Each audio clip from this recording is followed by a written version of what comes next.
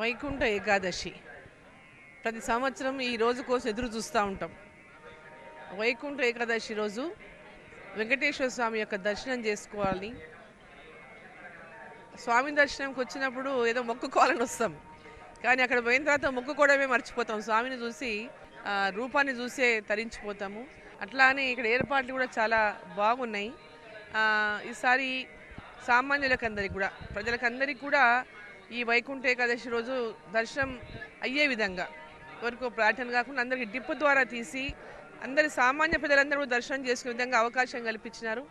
భక్తులందరూ చాలా సంతోషంగా ఉన్నారు. దీని పట్ల ఎక్కువ క్రౌడ్ లేకుండా ప్రశాంతంగా ఉంది. చాలా మంచి అరేంజ్మెంట్స్ చేశారు.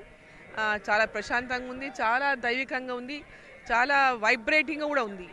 సో ఆ స్వామి యొక్క దర్శనం అసలు వైకుంఠ ఏకాదశి రోజు వెంకటేశ్వర స్వామి దర్శించుకోవడం అంటేనే పెద్ద అదృష్టంగా భావిస్తాం.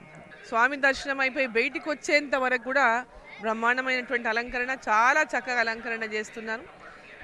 ఒక్కొక్క సంవత్సరానికి ఇంకా ఇంప్రూవ్ అవుతూ ఉంది. అలంకరణ కూడా చాలా బ్రహ్మాండంగా ఉంది. మొత్తం అరేంజ్మెంట్స్ అని కూడా చాలా బాగున్నాయి.